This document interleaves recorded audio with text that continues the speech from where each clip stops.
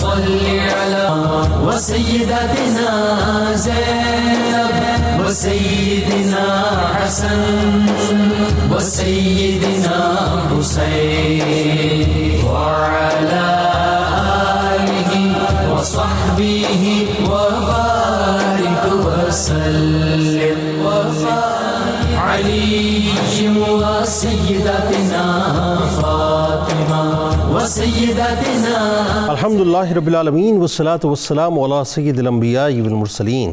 اللہم صلی علی سیدنا و مولانا محمد وعلی آلہ واصحابہ مبارک وسلم وصلی علیہ. دنیا کے تمام دیکھنے والوں کو، تمام چاہنے والوں کو، تمام پیار کرنے والوں کو، اور جہاں جہاں تک اس وقت میری آواز کو سنا اور مجھے دیکھا جا رہا ہے، جنید اقبال کی جانب سے انتہائی محبت کے ساتھ السلام علیکم. ایک بار پھر ناظرین، آپ کو پرنور صبح میں صبح نور کے ساتھ میں دل کی گہرائیوں سے خوش آمدید کہتا ہوں. اور آئیے بلا توقف چلتے ہیں حضرت ابو انیس محمد برکت علی علیہ رحمہ کی تالیف اسماء النبی کریم صلی اللہ علیہ وآلہ وسلم سے رسول اللہ صلی اللہ علیہ وآلہ وسلم کا ایک اسم مبارک پڑھنے اور سننے کی سعادت حاصل کرتے ہیں. سیدنا الغافر صلی اللہ علیہ وآلہ وسلم، ہمارے سردار معاف فرمانے والے، درود و سلام بھیجے اللہ آپ صلی اللہ علیہ وآلہ وسلم پر، آپ صلی اللہ علیہ وآلہ وسلم کے آل پاک پر اور صحابہ کرام رضوان اللہ تعالیٰ علیہم اجمعین پر.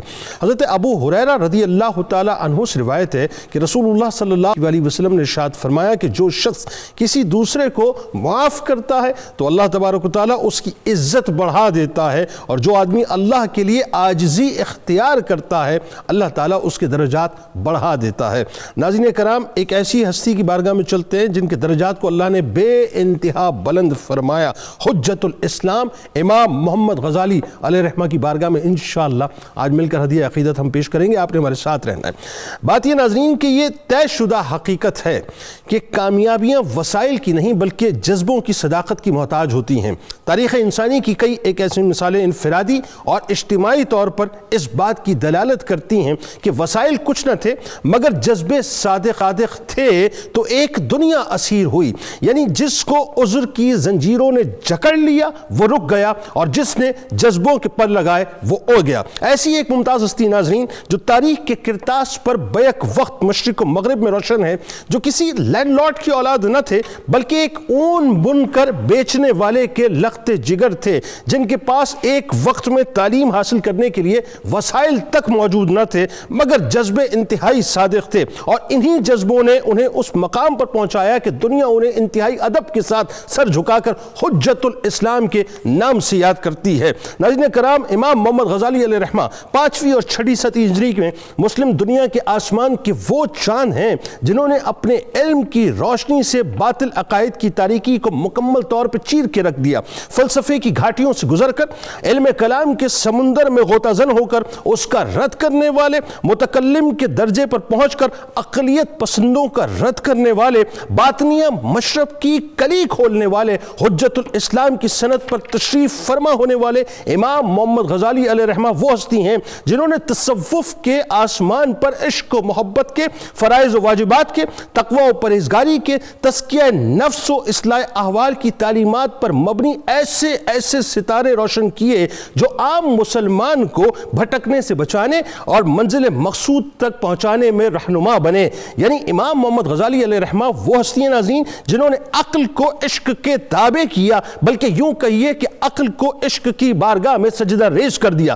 امام محمد غزالی علیہ رحمہ جو چومکھی کی جنگ ناظرین لڑنے والی وہ ہستی ہیں، وہ عظیم مجاہد بزرگ ہیں جنہوں نے ایک طرف تو تصنیف و تالیف میں اور درس و تدریس میں اپنا کردار ادا کیا، معاشرتی اصلاح کا وہ ہرکارہ جو سلاطین وقت یعنی یوں سمجھ لیجئے کہ بنتے تھے، بنیادی طور پر انہیں بنایا گیا، اور پھر عالم یہ ہوا کہ بدترین طرز حکومت، بدترین معاشرت اور بیہودہ معیشت کی بنیاد پر ان کو تنبیہ کی. جہاں حلال مال کا تصور نہیں تھا، حرام عام ہو چکا تھا ناظرین، یعنی ٹیکسز بھی جو ہیں وہ ظالمانہ طور پہ لیے جاتے تھے. آپ نے سلاطین وقت کو تنبیہ کی کہ طرز حکومت اس طرح کا نہیں ہونا چاہیے. یہی وجہ ہے ناظرین کہ سلطان سنجر جو پورے خراسان کا اس وقت فرما روا تھا، امام نے ملاقات کر کے اس سے خطاب کرتے ہوئے فرمایا کہ افسوس کہ مسلمانوں کی گردنیں مصیبت اور تکلیف سے ٹوٹی جاتی ہیں اور تیرے گھوڑوں کی گردنیں توق آئے ذریعے کے بار سے جھکی جاتی ہیں.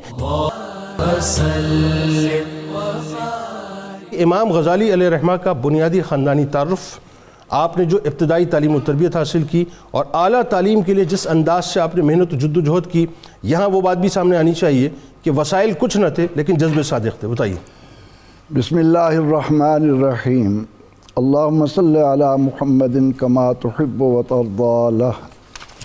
بہت شکریہ محترم جنید اقبال صاحب.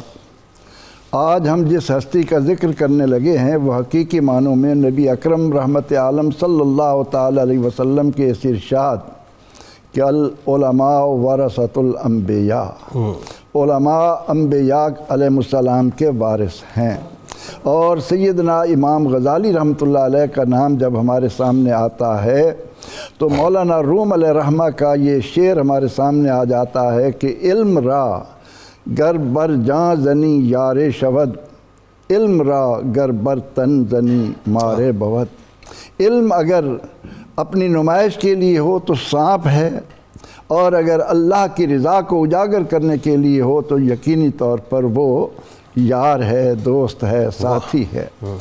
امام غزالی رحمۃ اللہ علیہ 6 صدی ہجری کے وہ چمکتے دمکتے ستارے ہیں جن کی روشنی قیامت تک آنے والے علماء کے لیے ایک مثال بنی رہے گی. امام محمد بن احمد غزالی توسی، یہ آپ کا تعارف ہے، اور یہ مبارک نام یعنی آپ کے دادا کا، آپ کے پردادا کا، ان کے باپ کا اس بات کو ظاہر کرتا ہے کہ یہ خاندان اسلام کے ساتھ کتنی محبت رکھنے والا تھا. سبحان اللہ. آپ کے والد، جیسا کہ آپ نے بھی ذکر کیا کہ وہ رزق حلال کے لیے کسب کرتے تھے، لیکن اپنے وقت کے امام وہ جو ان کے شہر میں موجود تھے راجکانی، ان کے ساتھ ان کی نسبت ہونے کی بنا پر ان کے درس میں بیٹھتے اور ان کے دل میں یہ امنگ جنم لیتی کہ کاش اللہ مجھے بیٹے دے اور میں ان کو اسی طرح دین کا خدمت گزار بناؤں، دین کی خدمت کے لیے وقف کروں، وہ دین کا علم حاصل کریں. چنانچہ انہوں نے اپنی زندگی میں جو کچھ کمایا، دنیا سے جاتے ہوئے اپنے اس ساتھی کو، اس عالم کو وصیت کے طور پر وہ رقم پیش کی اور کہا کہ آپ کی یہ ذمہ داری ہے کہ آپ میرے بعد میرے بیٹوں کو علم دین سے، یعنی علم دین کا لفظ ہماری زبان پر آتا ہے، اس وقت مسلمانوں میں تھا ہی ایک علم. بالکل ٹھیک ہے. 2 نصاب نہیں تھے، بالکل ٹھیک. طرح طرح کی بولیاں نہیں تھیں، وہ ایک ہی یعنی دین اور دنیا کو اسلام تعلیم کے زیور سے آراستہ تھا. تعلیم کے زیور سے. اب ان کی وفات کے بعد اس عالم دین نے ان کو جس حد تک ممکن ہو سکا پڑھایا، لیکن کچھ رقم بھی دی تھی آپ نے. جی ہاں، جب وہی جو پونجی اپنے حوالے کر گئے تھے وہ ختم ہو گئی. بالکل ٹھیک. اب وہ کہنے لگے کہ بھائی اب وسائل نہیں ہیں، میرا ارادہ یہ ہے کہ آپ علم کے حصول کے لیے اس وقت جو عالم اسلام میں بڑے بڑے مدارس ہیں ان تک پہنچیں. اب امام غزالی رحمۃ اللہ علیہ کے اندر اللہ تعالیٰ نے جو صلاحیتیں رکھی تھیں، جو شوق رکھا تھا، ان کی بنا پر پہلے آپ جرجان گئے اور اس کے بعد آپ نیشا پور پہنچے. اور یہ بات بھی ہمیں یاد رہے کہ یہ وہ دور ہے کہ تمام مسلم حکمران علم کی سربلندی کے لیے، علم کی اشاعت کے لیے کوشاں رہتے تھے، اور ہر علاقے میں اتنے مدارس کا جال تھا، جگہ جگہ یونیورسٹیاں قائم ہو چکی تھی، لیکن 2 مرکز بہت اس وقت اہم تھے. ایک سلجوکیوں کا دور تھا اور مطلب بڑی ایکسپینشنز ہو رہی تھی اس حوالے سے. اس وقت بغداد اور نیشا پور یہ 2 علاقے علم کا مرکز تھے. چنانچہ جب آپ نیشا پور پہنچے تو وہاں پر امام الحرمین عبد الملک بن عبداللہ جوینی رحمۃ اللہ علیہ، جو آفتاب علم کیا ایک شہرت تھے، ایک نامور تھے، ان کی خدمت میں رہے. اور اس وقت جنید صاحب علم حاصل کرنے کا، اعلیٰ تعلیم کے لیے جد و جہد کا جو لفظ آپ نے بڑا خوبصورت استعمال کیا، یہ ہوتا تھا کہ اساتذہ لکھوائے جاتے تھے، زبانی املا کرواتے تھے، اور ان کو تعلیقات کہا جاتا تھا. ٹھیک ہے. امام غزالی رحمۃ اللہ علیہ نے وہاں رہ کر محنت کی اور تعلیقات جمع کیں. اب واپس آتے ہوئے اتفاق سے آپ کا قافلہ ڈاکوں کے ہاتھوں لٹ گیا. اس میں آپ کی پونجی بھی چلی گئی.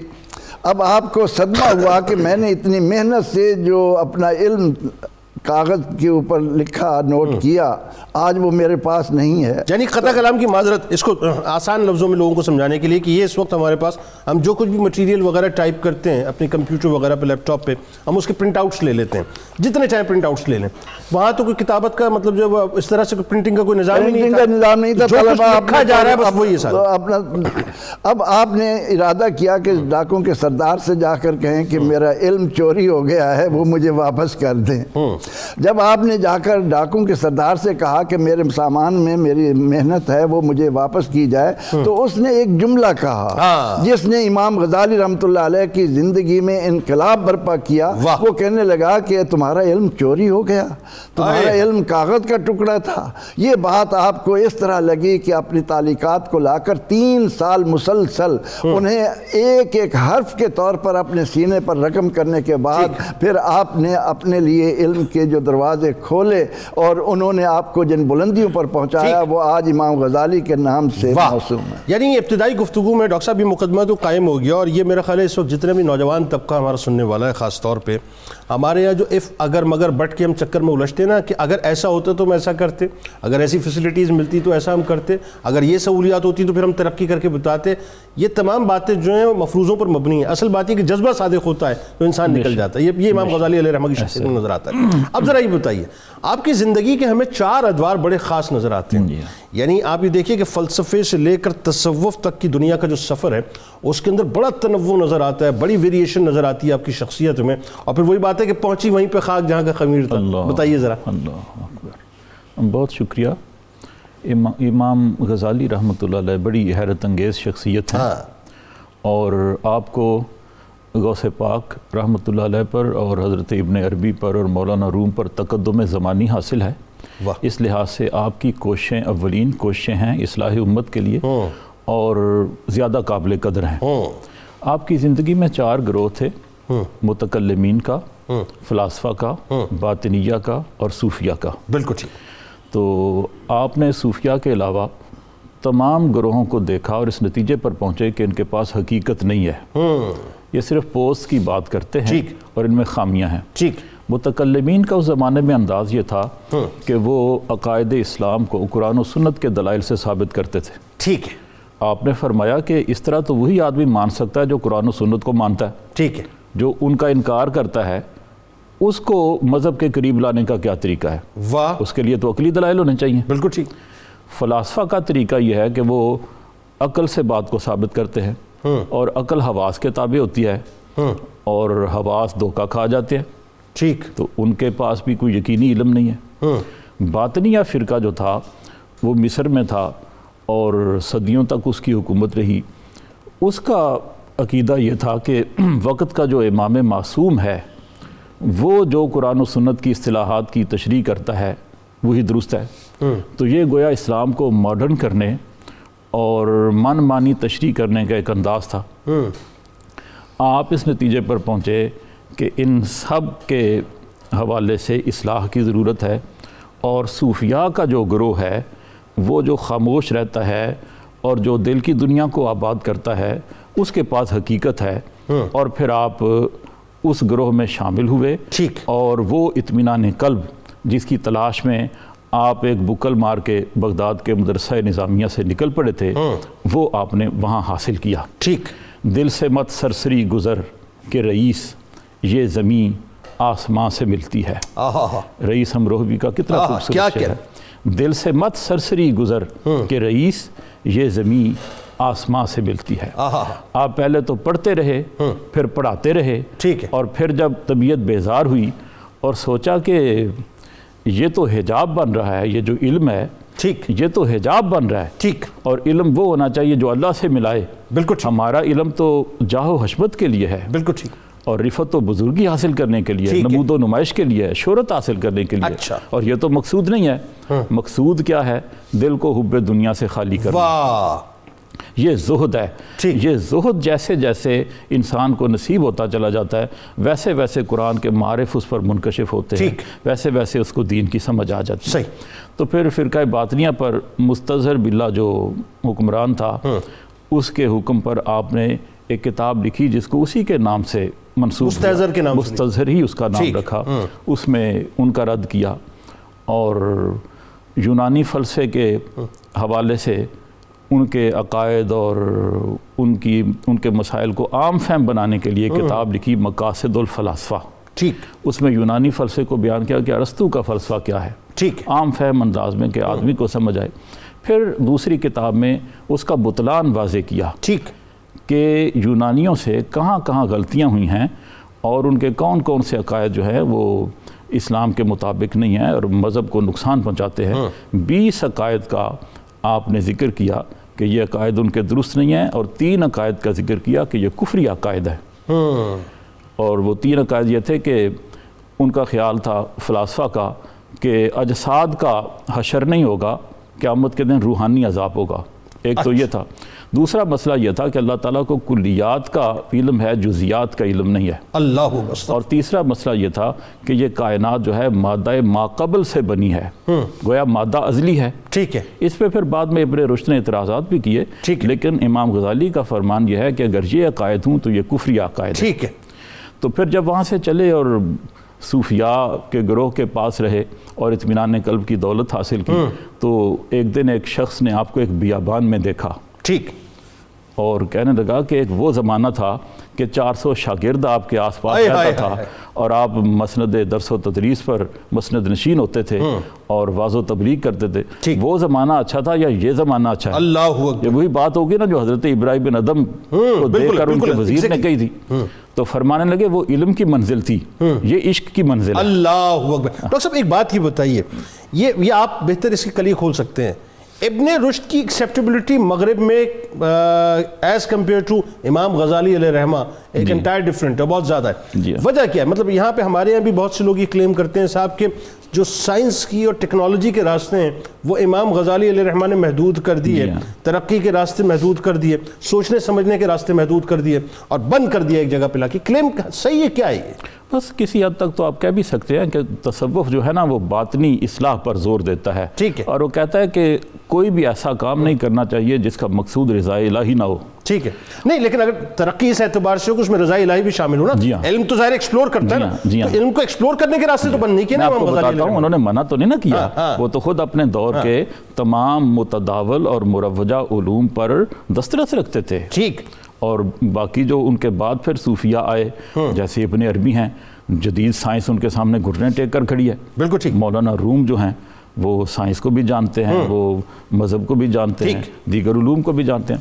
تو دوسری وجہ یہ ہے کہ امام غزالی صرف فلسفی نہیں تھے، انہوں نے تو فلسفہ چھوڑ دیا تھا۔ ابن رشد نے ساری زندگی جو ہے وہ فلسفیانہ انداز میں بسر کی اور علم اور سائنس کو ہم آہنگ کرنے میں کردار بلکہ یہ کہیے کہ اس وقت کا بیسکلی سائنس فلسفہ ہی تھا نا بنیادی طور پہ، اور جتنا یورپ تھا وہ وہاں پہ آ کے جامعہ نظامیہ جو ہے اس سے استفادہ کرتا تھا۔ تو اس میں علامہ صاحب یہی بات تھی نا کہ آپ نے بنیادی طور پر اس فلسفے کو جو اس وقت کی سائنس تھی اس کو تابع کر دیا قرآن و سنت کے اور اس سے ریلیونٹ کر دیا۔ اچھا اب ذرا یہ بتائیے کہ آپ کی زندگی میں سیاسی اثرات بھی خاصی نمایاں نظر آتے ہیں، سلاطین وقت سے آپ کا بڑا تعلق نظر آتا ہے، اور ایک آپ کی زندگی کا ایک ٹرانزٹری پیریڈ ہے۔ ایک پیریڈ وہ ہے کہ جہاں پہ آپ کو جاؤ حشم جو ہے وہ اچھا لگتا تھا، اور ایک پیریڈ وہ ہے کہ جہاں پہ آپ نے جو ہے وہ باقاعدہ ببانگ دوہل للکارنا شروع کیا سلاطین وقت کو۔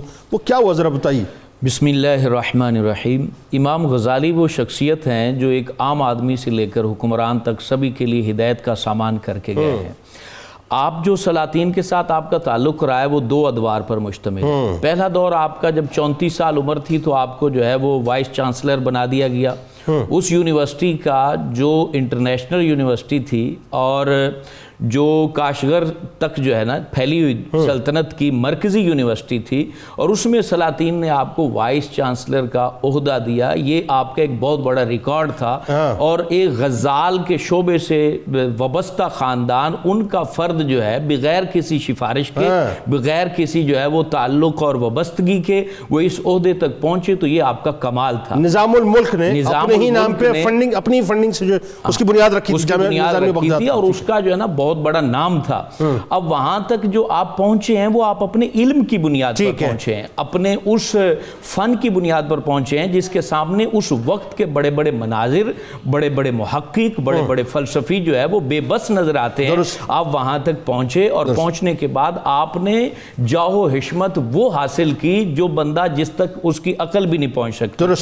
ایک وقت میں جو آپ لباس پہنا کرتے تھے وہ 500 دینار کا ہوتا تھا، بہترین سواری ہوتی تھی.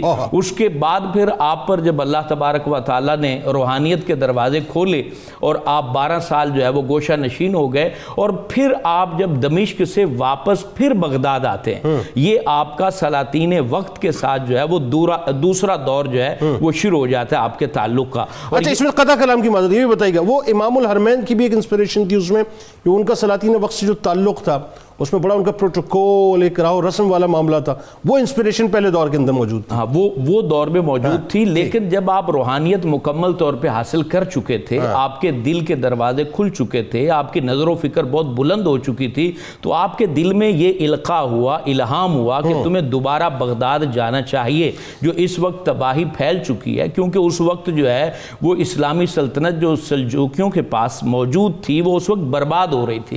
یعنی شاہ سلجوکی کے جو بیٹے تھے وہ باہم آپس میں لڑ رہے تھے، فتنہ فساد پھیل رہا تھا اور ایک بہت بڑی سلطنت کو خطرہ لاحق تھا. تو یہ وہ واحد شخصیت تھی جو اس جو بکھرے ہوئے شرازے کو جو ہے وہ اکٹھا کر سکتی تھی اور مسلمانوں کو دوبارہ عروج کی طرف بڑھا سکتی تھی. آپ نے سلاطین کے ساتھ دوبارہ تعلق اس لیے بھی قائم کیا، آپ کے جو علم کا مطالعہ کریں، آپ کی کتب کا مطالعہ کریں تو آپ عالمگیر فساد کا بنیادی ذمہ دار دو لوگوں کو ٹھہراتے ہیں، ایک حاکم کو اور دوسرا عالم کو. کہ علم جب چھپایا جاتا ہے تو فساد پھیلتا ہے، اور حاکم جب عمل نہیں کرتا اور حاکم جب شہوت پرستی میں بڑھ جاتا ہے تو پھر فساد پھیلتا ہے. اچھا، ایک بات یہاں پہ علامہ صاحب خاص طور پہ ذرا بتائیے، اور یہ بات میں تھوڑا سا دیکھنے اور سننے والوں کے لیے سمجھنا چاہتا ہوں کہ وہ جو جتنا فتنے کا دور تھا، اس اعتبار سے کہ ایک طرف تو ظاہر ہے جو سلجوکیوں نے جو ہے یونیورسٹیز کا قیام، مدارس کا قیام، اس کو ایکسپلور کر رہے تھے، مساجد کو، دوسری طرف جو یہ فتنہ نظریاتی فتنہ تھا وہ پورے مطلب معاشرے کے اندر ایکسپلور کر چکا تھا، حلال حرام کی تمیز ختم ہو چکی تھی، اور سلاطین جو ہے وہ اس کا حصہ بنے ہوئے تھے. اس صورت میں کھڑا ہونا بڑا مشکل ترین کام تھا. اب یہ قبلہ بات یہ ہے کہ یہ جتنا یونیورسٹیوں کا قیام ہے یہ شاہ سلجوکی کے دور کا ہے. وہ میں عرض کر رہا ہوں، اس کی وفات کے بعد جو ہے اس کے بیٹوں نے فساد پھیلا دیا تھا، اور وہ ایک چھوٹی سی بات پر پوری سلطنت لوگوں کو بانٹ دیا کرتے تھے، اور اس وقت حلال حرام کی تمیز اٹھ چکی تھی. اس وقت امام غزالی جب بغداد میں آئے، پہلا دور تھا کہ 500 درہم کا اور دینار کا لباس پہنتے تھے. دوسرا دور یہ تھا کہ آپ کے لباس کو پیوند لگے ہوئے ہوتے تھے. اور اس وقت آپ نے جو قلم اٹھایا اور حکمرانوں کی جو آپ نے اصلاح کی، اگر آج اسمبلی میں اس کو جو ہے وہ نصاب بنا دیا جائے، اگر آج ہماری قومی اسمبلی میں، صوبائی اسمبلی میں ان کے ان مکتوبات کو نصاب بنا دیا جائے امام غزالی نے حکمرانوں کو لکھے ہیں، تو یقین جانیں یہ فساد ختم ہو جائے، کچھ بتائیے نا، یہ تباہی ختم ہو جائے. آپ نے پہلی بات لکھی وقت کے وزراء کو، کہا کہ صرف تم اس بات پہ نہیں چھوٹ جاؤ گے کہ تم ظلم نہیں کرتے، بلکہ تم سے یہ بھی پوچھا جائے گا کہ تمہارے غلاموں نے کتنا ظلم کیا ہے، تمہارے خدام نے کتنا ظلم کیا ہے، جاؤ حشمت جن کو تم نے عطا کی ہے انہوں نے کتنا ظلم کیا ہے، اس بارے میں بھی تم سے پوچھا جائے گا. یہ اس وقت قلم اٹھایا جا رہا ہے جب لوگ ڈرتے تھے کہ ہم بات کریں گے تو مارے جائیں گے، ہماری گردنیں اڑا دی جائیں گی. اس وقت امام غزالی بھرے دربار میں بول دیا کرتے تھے کہ یہ ظلم ہے اور تمہیں عدل کو نافذ کرنا ہوگا، اور عدل کے نفاذ کے بغیر تمہیں جو ہے نا وہ تمہاری پوچھ گچھ ہوگی. اور ساتھ میں آپ کیا تحریر کرتے تھے؟ آپ یہ بھی فرمایا کرتے تھے کہ میدان معاشر میں اگر حاکم کو عرش کا سایہ ملے گا تو سب سے بڑی سزا بھی حاکم کو ہی ملے گی اگر اس نے اپنی سلطنت کے اندر انصاف کو، عدل کو، اس نے جو ہے نا برابری کو نہ نافذ کیا تو اس کو سزا بھی سب سے بڑی ملے گی. تو اس زمانے کے اندر امام غزالی کا یہ حق بولنا، یہ سچ بولنا، اس نے ان کو اتنی عزت عطا کی کہ آپ چھوڑنا چاہتے تھے اور حاکم کہتے تھے کہ حضور اب تو ساری آبادی آپ فاطمہ وسیدتنا زینب وسیدنا حسن وسید ڈاکٹر صاحب یہ آپ بتائیے ذرا سے اس پہ آپ تھوڑا سا کلام کیجئے. دیکھیں اس زمانے میں بغداد سے جب آپ نے رخصت لیے تو مجھے یاد پڑتا ہے اگر میں غلط نہیں ہوں کہ شیخ عبد القادر جیلانی رضی اللہ تعالیٰ عنہ بغداد تشریف لا رہے تھے. ایک ٹرانزٹری پیریڈ تھا, ڈیوٹیز تبدیل ہو رہی تھی اور آپ جامعہ نظامیہ کو جو چھوڑ کے اب آپ تصوف کی طرف باقاعدہ جا رہے تھے. اچھا پھر آپ کے پاس ظاہر ہے آپ نے دمشق کا, بیت المقدس کا, مکہ, مدینہ, مصر, اسکندریہ اور دیگر علاقوں کا آپ نے سفر کیا. میرا ماننا یہ ہے چونکہ عماد الدین زنگی کا وہ دور, ابتدائی دور, وہ آپ کا ایک بالکل دور بنتا ہے آپ کا, پھر وہ آپ کی تعلیمات کا اثر جو ہے نظر آتا ہے وہاں پر. اس زمانے میں جو ہے وہ ایک تحریک آپ نے بپا کی, آج بھی تحریک کی ضرورت ہے, بتائیے ذرا. جی ہاں, دیکھیں جی آپ کا استدلال یہ ہے کہ انسان دو چیزوں سے بنا ہے. بالکل ٹھیک. ایک جسم ہے, ایک اس کی روح ہے. تو جسم صحت مند بھی ہوتا ہے, بیمار بھی ہوتا ہے. درست. اسی طرح روح بھی صحت مند بھی ہوتی ہے, بیمار بھی ہوتی ہے. طبیب جو ہوتا ہے وہ مریض کو پرہیز بتاتا ہے اور پرہیز بتانے میں طبیب کا کوئی فائدہ نہیں ہوتا, اس میں مریض کا فائدہ ہوتا ہے. درست.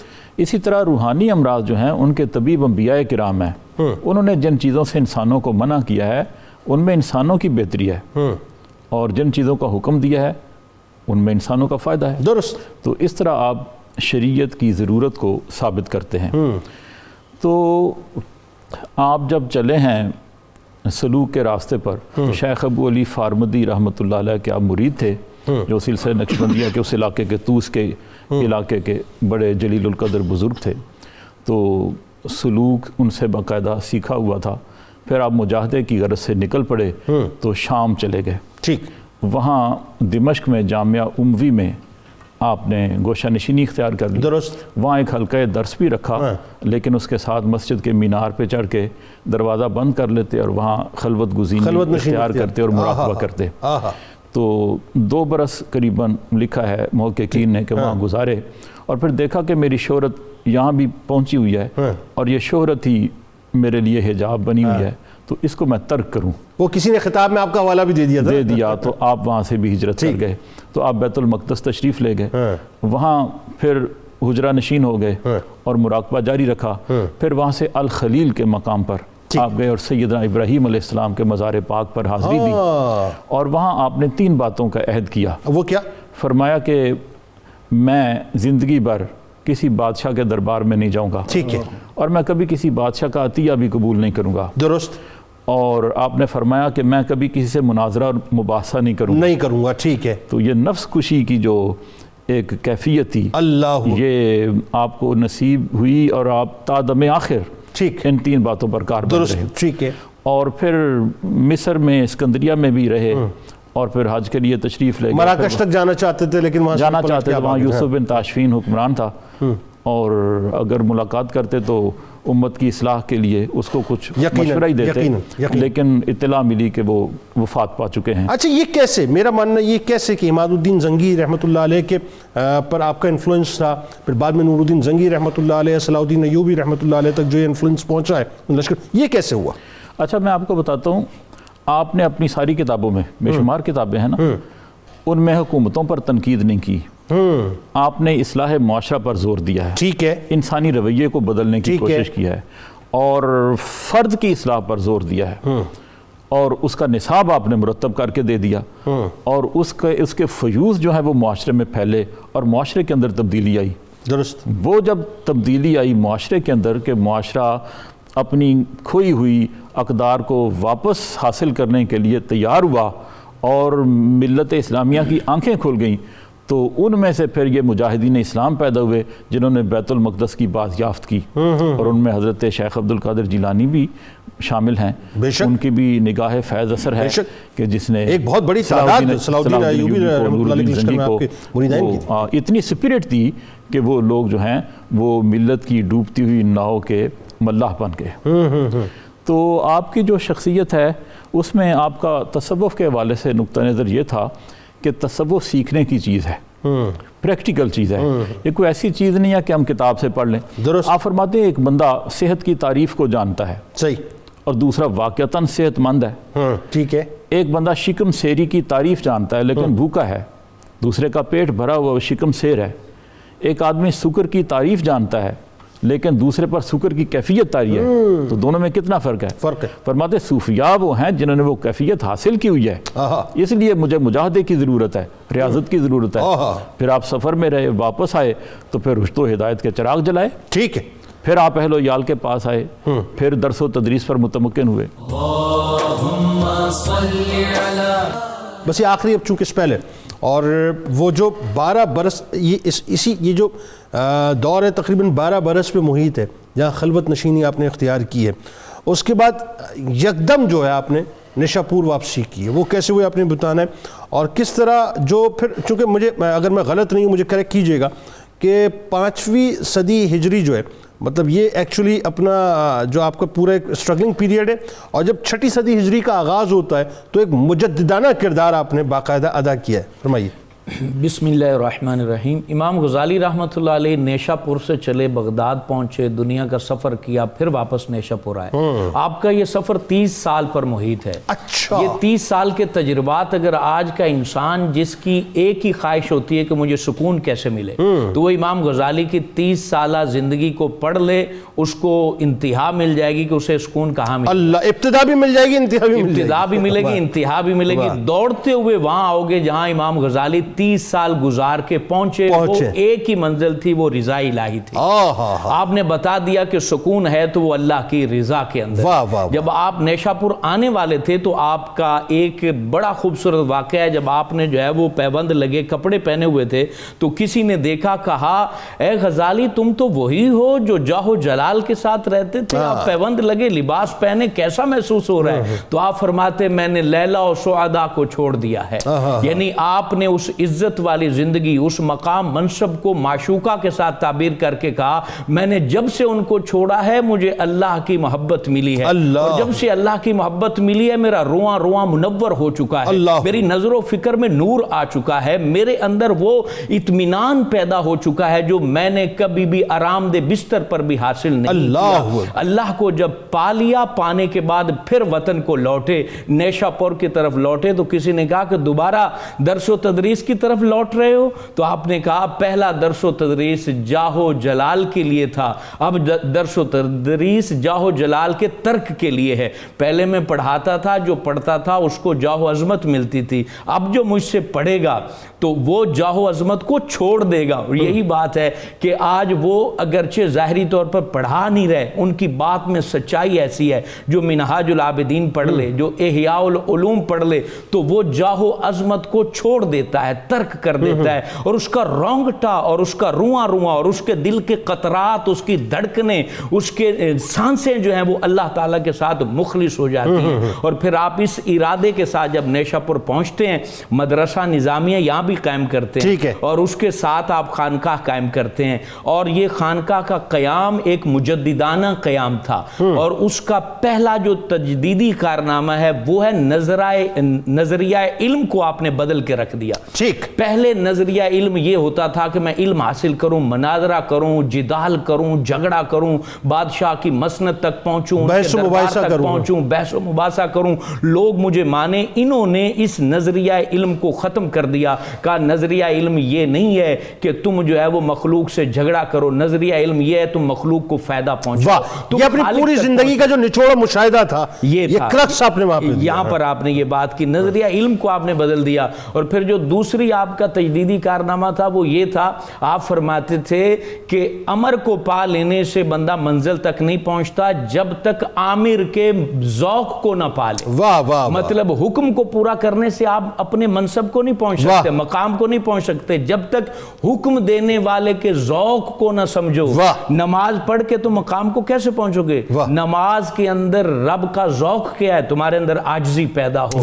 یہ تو نہیں کہ چٹاک ماتھے پر بن گیا اور آپ جو ہے لوگوں کو لوٹ رہے ہو، یہ تو نہیں ہے کہ حاجی بن گیا اور پھر گاہ کی آپ نے جو ہے نا وہ ایسی بڑھا دی ہے کہ آپ لوگوں کو دھوکہ دے رہے ہو، دودھ میں پانی ڈال رہے ہو، لوگوں کو مکس چیزیں جو ہے نا وہ دے رہے ہو، لوگوں کو ظلم کر رہے ہو، زیادتی کر رہے ہو۔ آپ چاہے مسجد نبوی کے اندر آپ حضور صلی اللہ علیہ وسلم کے مزار مبارک کے اندر بھی چلے جاؤ تو تمہیں مقام نہیں ملے گا جب تک حضور پاک کے فرمودات کے اندر حضور پاک کے مزاج کو نہیں سمجھو۔ اچھا، اس میں علامہ صاحب بہت ریلیونٹ کیا آپ نے ہر بات کو، اور وہ یہ بات ہے کہ اصلاح امت کے حوالے سے، اصلاح معاشرہ کے حوالے سے یہ جو آپ کا کارنامہ ہے یہ بہت اہم ترین کارنامہ ہے کہ پورا معاشرہ جو ہے وہ تباہی کی طرف تھا، آپ کی تنہا آواز جو ہے اس حوالے سے تھی۔ اب آپ دیکھیں، آپ یہ کہتے تھے کہ تم صرف یہ شریعت پر عمل کر کے پہنچ جاؤ گے، اب شریعت دینے والے کے ذوق کو بھی تو سمجھو۔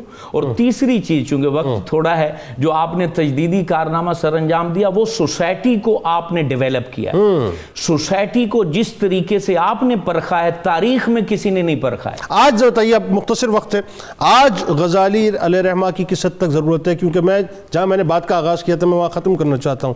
اس وقت بھی الحاد کا فتنہ اپنے عروج پہ تھا، اور آج بھی 16% پوری دنیا، یعنی 7.5 ارب کی آبادی میں تقریباً 1 ارب سے اوپر جو لوگ ہیں وہ مولدین میں شامل ہیں۔ اب بتائیے کہ آج امام غزالی رحمہ کو ہمیں کتنی ضرورت ہے؟ اب ہمیں ضرورت اس طرح کہ آپ نے اس کا سبب بیان کیا، اگر اس کو ہم سمجھ لیں تو شاید الہاد کی دیواریں بن جائیں۔ آپ نے کہا الہاد پھیلنے کی جو بڑی وجہ ہے وہ ہمارے فرقے ہیں، آپ نے کہا جو ہمارے نظریاتی اختلافات ہیں، اور دوسری بات آپ نے کہی اہل علم کی بے عملی جو ہے یہ الہاد کی طرف قوم کو بڑھاتی ہے۔ چھوٹی چھوٹی باتوں کو یوٹیوب کے اوپر جناب ڈال دینا اور اس میں مناظرے کرنا، مباحث کرنا، جو فروعی مسائل ہیں ان کو اصولی مسائل بنا دینا، کہ یہ چیز لوگوں کو الہاد کی طرف بڑھاتی ہے۔ اہل علم کو عمل کرنا ہوگا، فرقوں سے نکلنا ہوگا، ایک رب اور ایک رسول کی محبت میں مست رہنا ہوگا، الہاد بھی رکے گا اور انشاءاللہ روحانیت بھی ملے گی۔ بہت شکریہ آپ تینوں احباب کا، آپ تشریف لائے۔ ناظرین کرام، آئیے چلتے ہیں کتاب الشفا کی جانب،